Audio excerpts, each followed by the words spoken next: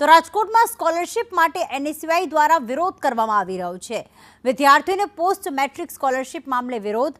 NAAC અને NBA સંસ્થાઓના વિદ્યાર્થીઓને સ્કોલરશિપ મળશે। 3 મેના રોજ સમાજ કલ્યાણ વિભાગ દ્વારા આ પરિપત્ર કરાયો છે। હજારો વિદ્યાર્થીઓને સ્કોલરશિપ નહીં મળે તેવું એનએસયુઆઈએ આક્ષેપ કર્યો। પરિપત્ર પરત લેવામાં આવે તેવી એનએસયુઆઈની માંગ છે।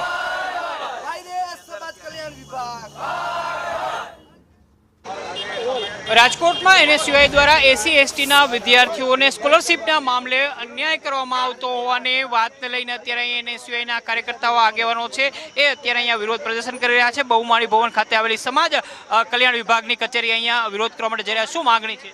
ક્યાંક ને ક્યાંક એસસી એસટીના વિદ્યાર્થીઓને શિક્ષણથી વંચિત રાખવા માટે નેકની સ્કોલરશિપ બહાર પાડવામાં આવે છે। ક્યાંક ને ક્યાંક આ એસસી એસટીના વિદ્યાર્થીઓને જે ગરીબ અને મધ્યમ વર્ગના વિદ્યાર્થીઓ છે તેને શિક્ષણથી અને સ્કોલરશિપથી વંચિત રાખવામાં આવતા એવું અમને લાગી રહ્યું છે। તેથી આજે સામાજિક કલ્યાણ કચેરી ખાતે ગુજરાત એનએસયુઆઈ દ્વારા વિરોધ કરવામાં આવશે અને આવનારા દિવસોમાં જો અમારી રજૂઆત સ્વીકારવામાં નહીં આવે તો ઉગ્રમાં ઉગ્ર વિરોધ પ્રદર્શન થશે। કેટલા વિદ્યાર્થીઓ છે કે જેને આનો લાભ મળતો હોય છે અને આ વંચિત થઈ જવાના છે? એસસી એસટીના હજારો વિદ્યાર્થીઓને આનો લાભ મળતો હોય છે, પણ ક્યાંક ને ક્યાંક આ ભાજપની સરકાર દ્વારા એસસી એસટીના વિદ્યાર્થીઓને શિક્ષણથી વંચિત રાખવાનું આ એક કાવતરું હોય એવું અમને લાગી રહ્યું છે। તેથી આજ ગુજરાત એનએસયુઆઈ દ્વારા સામાજિક કલ્યાણ કચેરી ખાતે ઉગ્રમાં ઉગ્ર વિરોધ। બિલકુલ, તો જે પ્રકારે આ નેકવાળી જે બાબત છે એ કાયદેસર આ સ્કોલરશિપ બંધ કરવાનું સુનિયોજિત કાવતરું છે, કેમ કે નેક વગરની કોલેજને પરમિશન એ સરકારે યુનિવર્સિટી આપી છે, તો વિષય સરકારનો અને યુનિવર્સિટીનો છે।